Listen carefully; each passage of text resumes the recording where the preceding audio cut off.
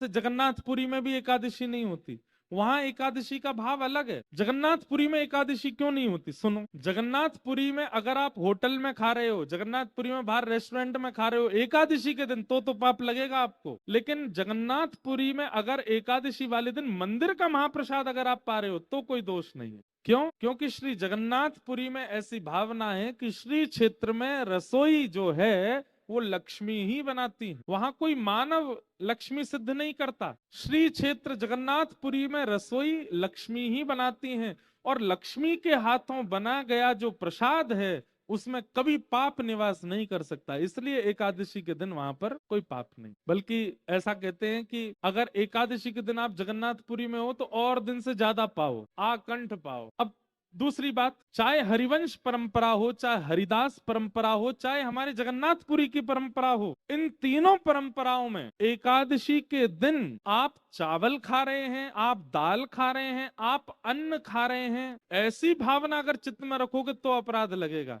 आप प्रसाद पा रहे हो तो अपराध नहीं लगेगा। उसके प्रति अन्न की बुद्धि नहीं होनी चाहिए। समझ रहे हैं बात को? चावल के प्रति अन्न की बुद्धि नहीं। अब यहाँ पर पास में ज्वालामुखी देवी है, दर्शन किए सबने? आपके तो यहीं की हैं तो करते ही होंगे, हम तो कभी कभी करते हैं।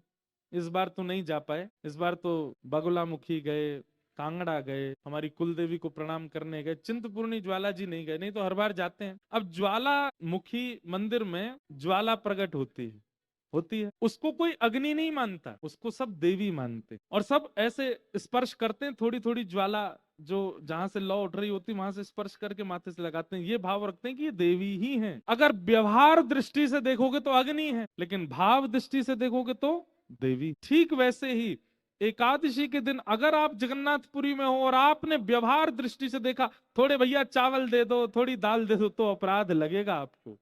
महाप्रसाद ठाकुर जी का अधरामृत है, इस भाव से पाओगे तो आपको अपराध नहीं लगेगा।